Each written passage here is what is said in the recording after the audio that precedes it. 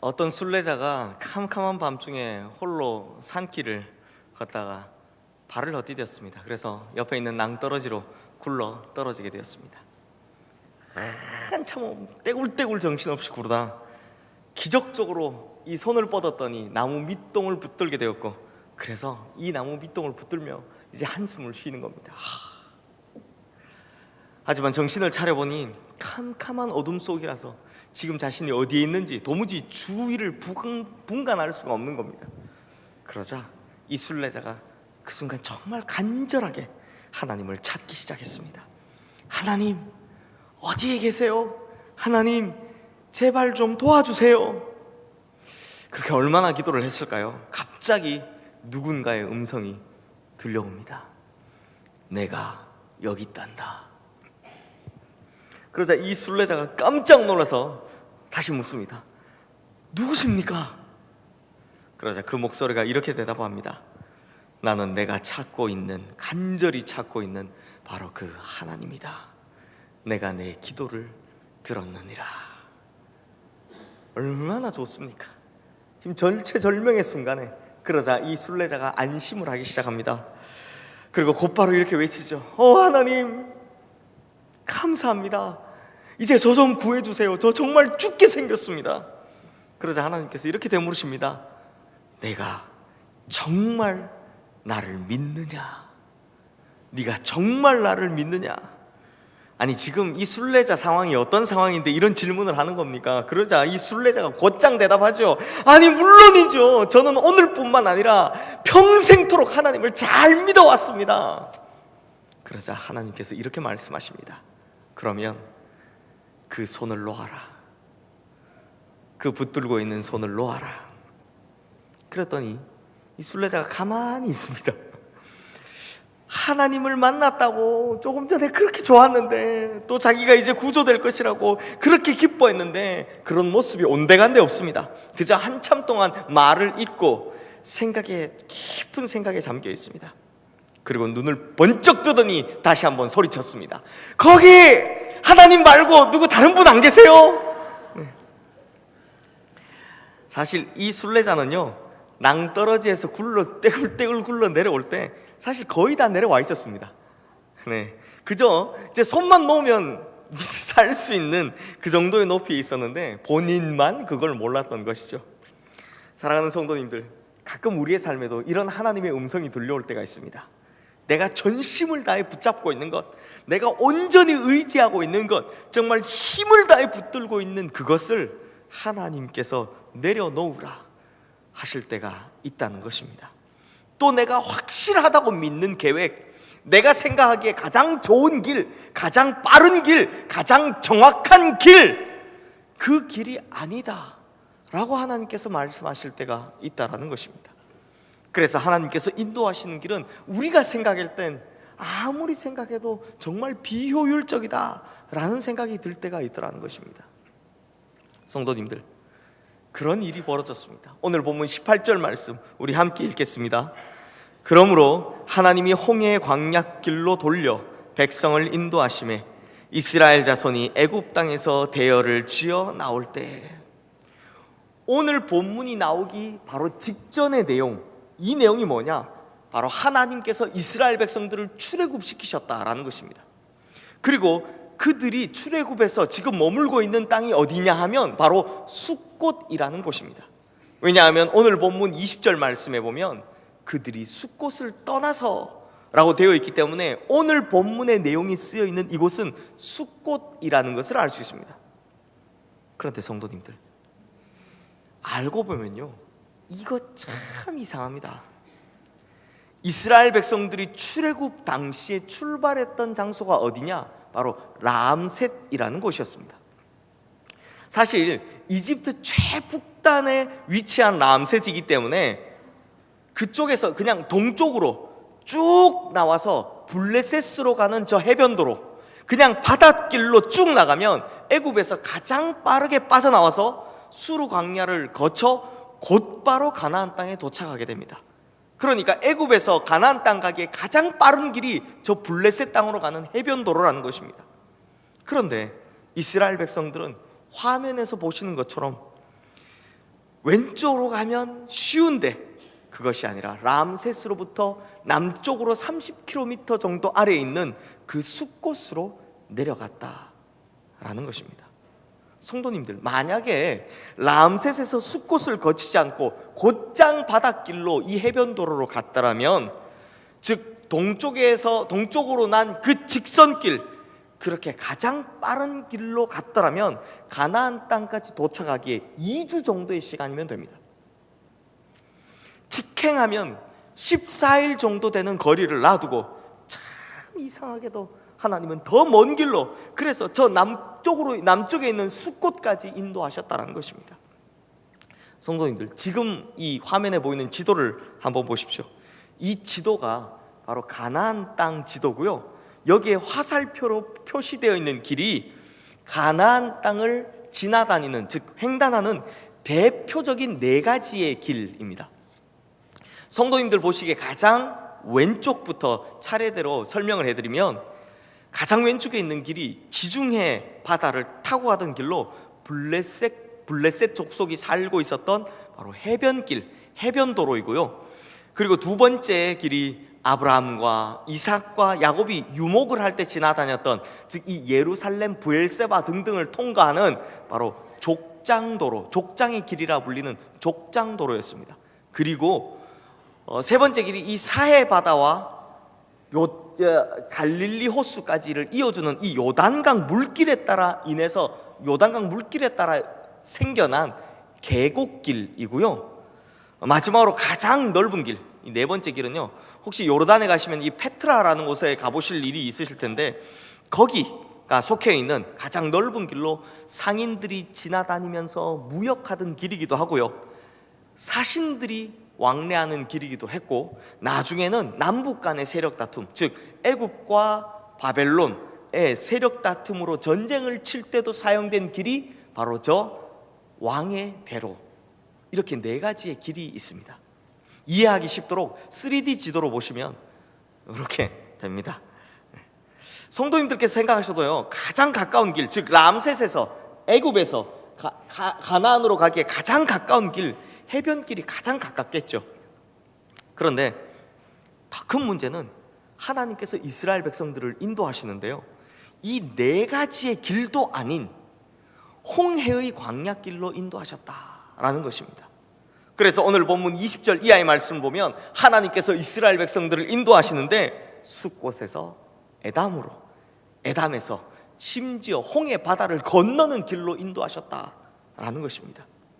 그렇게 하고도 또 남쪽으로 한참을 내려와서 시내산을 거친 후에 다시 올라가 가나안으로 들어가는 그 길을 행진하게 하셨다는 것입니다. 40년이나 걸렸어요. 2주면 가는 길을 40년이나 걸려서 가게 하셨다는 것입니다. 그러므로 하나님께서요, 자신의 백성들을 홍해의 바닷길, 무슨 뜻입니까? 길도 아닌 길로 인도하셨다는 것입니다. 있지도 않은 없는 길로 인도하셨다는 것입니다. 이것은 지도에서 보시는 것처럼 먼 길을 빙 돌아서 가게 하시는 정말 비효율적인 길로 인도하셨더라라는 것입니다. 그러면 도대체 왜 하나님께서는 이리도 비효율적인 길을 선택하셨을까요? 빨리 가도 모자랄 판에 왜 이렇게 먼 길로, 그것도 길도 아닌 길로, 없는 길로 그렇게 인도하셨을까요? 그 이유가 오늘 본문 17절 말씀에 잘 나와 있습니다. 우리 17절 말씀 함께 읽겠습니다. 바로가 백성을 보낸 후에 블레셋 사람의 땅의 길은 가까울지라도 하나님이 그들을 그 길로 인도하지 아니하셨으니 이는 하나님이 말씀하시기를 이 백성이 전쟁을 하게 되면 마음을 돌이켜 애굽으로 돌아갈까 하셨습니다. 동쪽으로 가는 직선거리, 즉 해변도로를 선택하면 반드시 만나야 할 족속이 있습니다. 어느 족속을 만나게 됩니까? 바로 그 땅에 살고 있는 블레셋이라는 족속입니다. 강성한 블레셋이라는 족속이 있는 곳을 통과해야만 그 길을 지나 가나안으로 갈 수 있다는 것입니다. 그러면 그곳을 통과하려면 무슨 일이 벌어지겠습니까? 전쟁이 일어나게 된다는 것입니다. 아니, 장정만 60만 명입니다. 수백만이 되는 이민족이 자기 영토를 밟고 지나가는데 가만히 지켜볼 민족이 어디 있겠습니까? 그러니 이스라엘 백성들이 해변도로로 가게 되면 반드시 일어나는 것이 전쟁이라는 것입니다. 그러니 지금까지 노예 생활만 해봤지 전쟁이라고는 한 번도 안 해본 이스라엘 백성들이 블레셋, 이 강성한 블레셋을 만나서 전쟁을 하면 어떻게 되겠습니까? 무슨 생각을 하겠습니까? 그냥 돌아가고 싶은 겁니다. 그냥 돌이켜서 야 다시 애굽으로 돌아가자 라고 할 것 아닙니까? 그래서 이것을 먼저 아시고 이것을 걱정하신 하나님께서 이스라엘 백성들을 그 땅으로 인도하지 않으셨다라는 것입니다. 즉 하나님께서는 아직 준비가 되지 않은 이스라엘 백성들을 더 큰 고난에 빠지지 않게 하기 위해서 일부러 길을 돌려 인도하셨다라는 것입니다. 그러므로 성도님들, 이 길은 돌아가는 길이 아닙니다. 이 길은 돌아가는 길이 아니라 가장 현명하고 가장 올바르고 가장 좋은 길이었다라는 것입니다. 성도님들, 이렇듯이 하나님께서는 우리가 사람이 감당하지 못할 시험을 허락하시는 분이 아니십니다. 고린도전서 10장 13절 말씀에 보면 사람이 감당할 시험 밖에는 너희가 당한 것이 없나니 오직 하나님은 미쁘사 너희가 감당하지 못할 시험 당함을 허락하지 아니하시고 시험 당할 즈음에 또한 피할 길을 내사 너희로 능히 감당하게 하시느니라 라고 말씀하십니다. 우리 생각에는요, 그 길로 가면 빠릅니다. 우리 생각에는 그 길이 좋습니다. 그 길로 가면 정확하게 도착할 수 있습니다. 그것은 나도 알지만, 그러나 성도님, 그것은 하나님도 알고 계십니다. 이미 알고 계신다는 것입니다. 그런데도 내가 돌아가는 길을 걷게 될 때가 있습니다. 내가 돌아가는 길을 걷게 될 때가 있더라는 것입니다. 우리 인생에도 분명히 이럴 때가 있습니다. 뻔히 보이는 가까운 길이 있는데, 저기 눈에 보이는 좋은 길이 있는데, 저 길로 가야 빠르고 안전할 것 같은데, 그런데 그 길을 하나님께서 막으시고 나를 다른 길로 인도해 주시더라 라는 것입니다. 게다가 인도하시는 그 길이 어떤 길입니까? 바다를 갈라서 건너야 합니다. 광야로 들어가야 합니다. 홍해 광야길이라고 합니다. 길도 아닌 길입니다. 없는 길입니다. 이러니 도대체 이해가 안 되는 겁니다. 그러다 보니 하나님을 향한 원망이 생겨나고 불평이 터져 나오더라 라는 것입니다.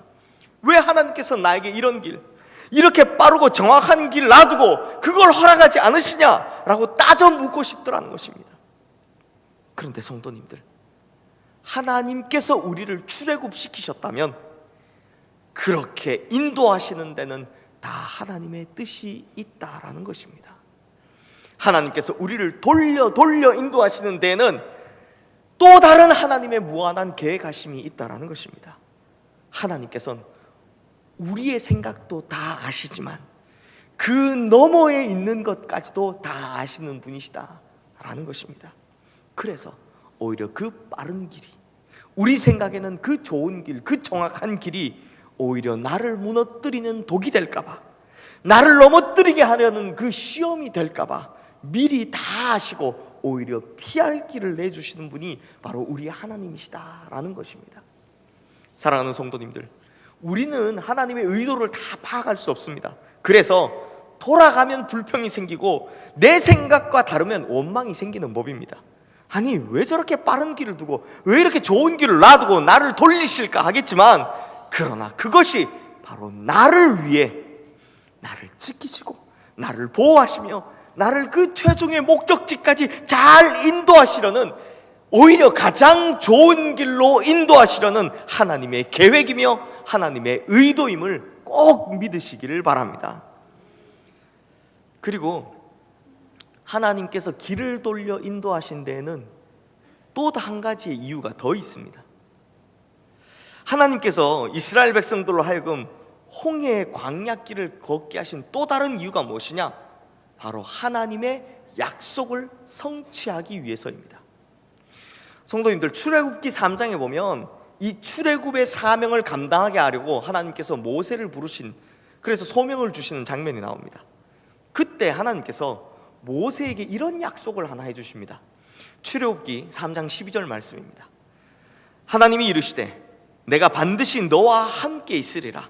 내가 그 백성을 애굽에서 인도하여 낸 후 너희가 이 산에서 하나님을 섬기리니 이것이 내가 너를 보낸 증거니라. 성도님들, 하나님께서 지금 모세를 어느 산에서 만나 주셨습니까? 예, 시내산 혹은 호렙산이라고 하죠. 그러면 이 말씀에서 출애굽 이후에 백성들이 와서 하나님을 섬기게 될 이 산 역시 어느 산입니까? 바로 시내산입니다. 그렇기 때문에 이스라엘 백성들은 블레셋 지역을 통과하는 그 위쪽 길로 가버리면 안 되는 것입니다. 왜냐하면 하나님께서는 이스라엘 백성들이 시내산에서 하나님을 섬기게 될 것이다 라고 이 약속을 지키도록 만들어 주셔야 하기 때문입니다. 그러므로 성도님들, 하나님께서는 그냥 우리를 무의미하게 인도하시는 분이 절대 아니십니다. 그냥 무의미하게 아무런 목적 없이 우리를 막 돌리시는 그런 분이 아니시다라는 것입니다. 하나님께서는 반드시 우리에게 하신 그 약속을 이루시기 위해 철저하게 그분의 약속하심에 따라 우리의 걸음걸음을 인도하고 계시는 분이시다라는 것을 꼭 믿으시기 바랍니다. 그런데 성도님들, 이런 설교를 하는 저조차도 가끔 이런 의문이 들 때가 있습니다. 아니, 하나님, 이런 하나님의 의도는 잘 알겠는데요, 아니 머리로는 잘 알겠는데요, 지금 당장 힘든데 이거 어떻게 하란 말입니까? 지금 힘들어 죽겠는데 그냥 견디고만 있으라고 하니, 이게 믿기만 하라고 하니 이거 어떻게 해야 합니까? 이런 질문들이 마음속 깊은 곳에서부터 올라오더라는 것입니다. 하지만 성도님들, 알고 보면 실상은 그렇지 않습니다. 알고 나면 달라 보이기 시작합니다. 우리 오늘 본문 21절 22절 말씀을 보십시오. 우리 함께 읽겠습니다. 여호와께서 그들 앞에서 가시며 낮에는 구름 기둥으로 그들의 길을 인도하시고 밤에는 불 기둥을 그들에게 비추사 낮이나 밤이나 진행하게 하시니 낮에는 구름 기둥 밤에는 불 기둥이 백성 앞에서 떠나지 아니하니라. 아멘. 이 말씀을 보면 시작이 이렇습니다. 여호와께서 그들 앞에서 가시며. 그러므로 하나님께서는 항상 우리 앞서 가시는 분이시다 라는 것입니다. 혹시나 우리가 가는 길에 그 앞에 험한 가시덤불이라도 있을까봐, 걷다가 넘어질 만한 그 돌불이라도 있을까봐, 악한 적이나 사나운 짐승이라도 있을까봐 항상 노심초사하시고 염려하시며 우리 앞에서 먼저 가셔서 이후에 그 길로 오라고 손짓하시는 분이 바로 우리 하나님이시다 라는 것입니다. 그리고 이 말씀 보면 그 끝이 뭐라고 합니까? 백성 앞에서 떠나지 아니하니라. 구름 기둥, 밤에는 불 기둥, 낮에는 구름 기둥이 이 백성 앞에서 떠나지 아니하였다라고 말씀합니다. 그러므로 하나님은 항상 우리를 비추시고 항상 우리를 인도하시는, 절대로 우리를 떠나지 않으시는 분이시다 라는 것입니다. 그러므로 성도님들, 하나님께서 우리를 인도하실 때 반드시 약속해 주시는 것이 있습니다. 철저하게 이것만은 내가 꼭 지켜주겠다라고 하는 것이 있습니다. 그것이 무엇이냐? 바로 내가 너를 끝까지 책임지겠다라는 것입니다. 내가 너를 끝까지 책임지겠다라는 것입니다. 사랑하는 성도님들, 하나님께서는 절대로 우리를 버리지 않으시는 분이십니다. 하나님께서는 절대로 우리의 손을 놓으시는 법이 없으신 분이십니다. 단 한순간도 우리를 잊지 않으시는 분이십니다. 그분은 그분께서 하신 약속을 다 지킬 때까지, 그리고 이 세상 끝날까지 우리를 끝까지 책임져 주시는 분이십니다. 그분이 바로 우리가 믿는 하나님이고 우리의 발걸음을 인도해 주시는 하나님이시다라는 것입니다. 그러므로 이 한 해를 마무리하는 올해 마지막 예배에 참여하신 우리 시흥의 모든 성도님들, 비록 올 한 해 우리가 바라고 소망하던 모든 것을 다 이루지 못하셨을 수도 있습니다. 또 내가 생각했던 것과는 전혀 다른 길로 인도함을 받으셨을 수도 있습니다. 그렇다 할지라도 하나님을 믿는 이 믿음을 절대로 포기하지 마시길 바랍니다. 그러면 우리를 끝까지 책임져 주시는 하나님께서 그분의 약속을 다 이루시는 그날까지 우리를 구름 기둥과 불 기둥으로 친히 붙들고 인도해 주실 줄로 믿습니다. 또 그렇게 하나님께서 인도하시는 길을 순종하는 마음으로 잘 따라가기만 하면 하나님께서는 하나님의 책임감과 하나님의 의지와 하나님의 열심으로 우리를 반드시 약속하신 그 땅, 약속의 땅 가나안으로 인도하여 주실 줄 믿습니다. 이제 말씀을 마무리하겠습니다. 눈치 빠르신 분들은 이미 아셨겠지만 사실 오늘 이 구름기둥 불기둥 이야기는 제가 2018년 1월 1일 첫 설교, 즉 송구영신 예배 때 했던 설교입니다. 기억하십니까? 그때는 본문이 민수기 33장 말씀이었죠. 그때 제가 전한 하나님의 말씀이 이러했습니다. 이스라엘 백성들에게는 언제나 한계였던 에담, 노예 생활 430년 동안 절대로 넘어갈 수 없었던 그 땅 에담, 그 너머에 가보지 못한 국경 그리고 두려움, 그것을 상징하는 광야 끝 에담이라는 곳에서 하나님께서는 이스라엘 백성들에게 구름 기둥과 불 기둥을 보내셨습니다. 그리고 그들에게 용기를 주시고 할 수 있다는 확신을 주셨다라고 말씀드렸습니다. 그리고 이제 약속의 땅을 향해 지금까지 우리를 가로막고 있었던 이 한계를 넘어서서 하나님과 함께 나아가자라고 말씀을 드렸습니다. 그런데 성도님들, 이 한 해 어떠셨습니까? 한계를 넘어서셨습니까? 과감하게 주님께서 인도하시는 그 광야의 길로 뛰어드셨습니까? 그러신 분도 계실 것이고, 그렇게 되기를 원했으나 아직 그 길이 열리지 않은 분들도 계실 것입니다. 그래서 이 한 해를 마무리하는 이 마지막 주일, 그렇게 되기를 원하셨으나 아직 길이 열리지 않는 분들에게 제가 하나님의 새로운 위로를 전해드리고자 합니다. 그래서 이 시간 제가 우리 성도님들께 기도문 하나를 읽어드리려 합니다. 이 기도문은요, 사실 출처가 불명확하긴 하지만 대부분은 미국 남북 전쟁 때 어느 병사가 자기 일기장에 쓴 기도라고 합니다. 제가 읽어드리겠습니다. 큰 일을 이루기 위해 힘을 주십사 하나님께 기도했더니 겸손을 배우라고 연약함을 주셨습니다. 많은 일을 하려고 건강을 구했더니 더욱 가치 있는 일을 하라고 병을 주셨습니다.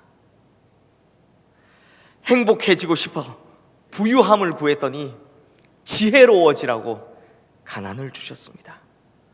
세상 사람들의 칭찬을 받고자 성공을 구했더니 뽐내지 말라고 실패를 주셨습니다. 풍요로운 삶을 누릴 수 있도록 모든 것을 달라고 기도했더니 모든 것을 누릴 수 있는 삶 그 자체를 선물로 주셨습니다. 구한 것 하나도 얻지 못한 줄 알았는데 내 소원 모두 들어주셨습니다. 하나님의 뜻을 따르지 못한 삶이었지만 미처 표현 못한 기도까지 모두 들어주셨습니다. 나는 부족하지만 만인 중에서 가장 많은 축복을 받은 사람입니다. 이 기도문이요, 번역에 따라 조금씩 다르기 때문에 제가 다른 번역으로 이 마지막 부분만 다시 읽어드리겠습니다. 주님, 비록 제가 당신께 기도한 것을 받지 못했으나 당신이 저에게 바라시는 모든 것을 주셨으니 감사드립니다. 아멘. 사랑하는 성도님들, 우리는 때때로 우리의 삶에 불어오는 거센 바람을 멈춰달라고 기도하지만 하나님께서는 그 바람을 멈추는 대신 우리에게 풍차를 만드는 법을 가르쳐 주시는 분이십니다. 우리는 때로는 우리의 삶에 다가오는 거센 파도를 멈춰달라고 기도하지만 하나님께서는 파도를 멈추는 대신 우리로 파도를 잘 탈 수 있는 유능한 선장을 만들어 주시는 분이시다 라는 것입니다. 종이가 접힐 때는 아픔을 느낍니다. 그러나 그 좁혀진 종이가 비행기가 되어 날아가는 법입니다. 위대한 예술가이신 하나님은 우리를 접기도 하고 펴기도 하면서 우리를 그분의 의도대로 빚어가고 그분의 뜻대로 인도해 가신다라는 것입니다. 그래서 헨리 나우에는 예수님의 이름으로 라는 자신의 책에서 성숙이란 자신이 가고 싶지 않은 곳으로 기꺼이 이끌려 다닐 수 있는 능력입니다 라고 말하고 있습니다. 사랑하는 성도님들, 우리의 삶은요, 살아보셔서 아시겠지만 절대로 우리의 의도대로 움직이지 않습니다. 때때로 하나님께서는 우리를 엉뚱한 곳으로, 또 길도 아닌 길로, 아예 없는 길로 그렇게 우리를 인도하실 때도 있습니다. 그럼에도 불구하고 우리가 하나님께로부터 떨어지지 않고 또 하나님께서 인도하시는 곳으로 어디로든 이끌려 다닐 수 있도록 그런 삶의 자세를 배우도록 하는 것, 이것이 바로 그 믿음의 성숙을 가르치려고 하시는 하나님의 의도라는 것입니다. 그렇기에 이 한 해를 돌아보면 모든 것이 주님의 은혜이고 모든 것이 주님께 감사인 줄로 믿습니다. 장미꽃도 은혜였고 장미꽃 가시도 은혜인 것입니다. 응답하신 기도에 감사이며 거절하신 기도에도 감사인 것입니다. 이 한 해를 마무리하시는 우리 시흥의 모든 성도님들, 오히려 내가 힘든 길을 걸을 때, 하나님께서는 더 큰 책임감을 느끼시고 더 큰 열심을 내고 계신다는 것을 절대로 잊지 마시기 바랍니다. 내가 가장 힘든 길을 걸어갈 때, 그때 구름기둥과 불기둥은 절대로 나를 떠나지 않는다는 것을 꼭 기억하면서 하시기를 바랍니다. 그리고 우리는 먼 길을 돌아가고 있는 것이 아니라 하나님께서 약속하신 바대로 가장 정확한 길, 가장 좋은 길, 가장 올바르고 올곧게 뻗은 길로 가고 있다는 것을 믿으시고 이 길 위에서 성숙을 겸비하고 감사를 장착하여 결국에는 약속의 땅, 축복의 땅을 취하는 우리 모든 시흥의 성도님들 되시기를 주님의 이름으로 축원합니다.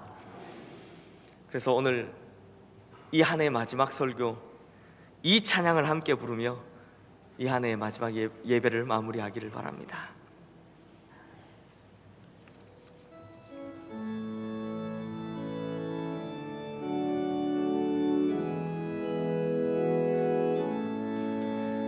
날 구원하신 주 감사, 모든 것 주심 감사, 지난 추억이 내 감사, 주 내 곁에 계시네.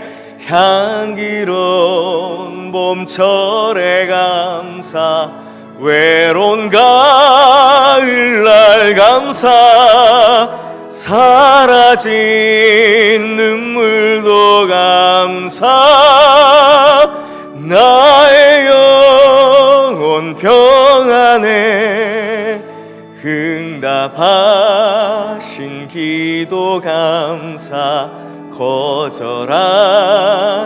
것 감사, 헤쳐나온 풍랑 감사, 모든 것 채우시네. 아픔과 기쁨도 감사, 절망 중 위로 감사, 증량 못할 은혜 감사, 크신 사랑 감사해. 길가에 장미꽃 감사, 장미 가시도 감사, 따스한 가정 희망 주신 것 감사, 기쁨과 슬픔도 감사, 하늘 평안을 감사, 내일의 희망을 감사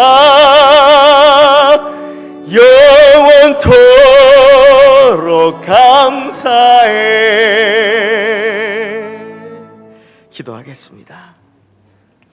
나의 걸음걸음을 인도하시는 하나님 아버지, 하나님께서 나를 위해 가장 좋은 길을 예비해 두고 계심을 믿습니다. 또 나만을 위한 하나님의 특별한 계획을 가지고 계심을 믿습니다. 그리고 그 길로 나를 인도하시기 위해 하나님의 의지와 하나님의 열심이 넘치고 하나님의 책임감이 넘치신다는 것을 우리가 확실히 믿습니다. 그러므로 이 한 해의 마지막 주일, 내 인생은 안 되었다, 막혔다, 해결되지 않았다라고 해서 원망과 불평으로 점철되는 것으로 이 한 해를 마무리하는 인생이 아니라 오히려 나를 떠나지 않으시는 하나님을 보게 하시고 나를 끝까지 책임져 주시는 하나님을 보게 하여 주셔 감사와 은혜로 마무리하는 시간, 그런 인생 되게 하여 주시옵소서. 내 속에서 올라오는 모든 불평의 소리들을 잠재우고 오직 내 앞서가신 주님 한 분 바라보며, 또한 지금 내가 걷는 이 길이 약속의 땅을 향한 가장 올바르고 올곧은 가장 좋은 길임을 믿고 오직 구름기둥 불기둥 따라서 그 걸음을 옮겨가는 날마다 믿음이 더 성숙해지는 진정한 신앙인이 되게 하여 주시옵소서. 우리 인생의 유일한 인도자 되신 우리 주 예수 그리스도 이름으로 기도드리옵나이다. 아멘. 아멘. 모두 잘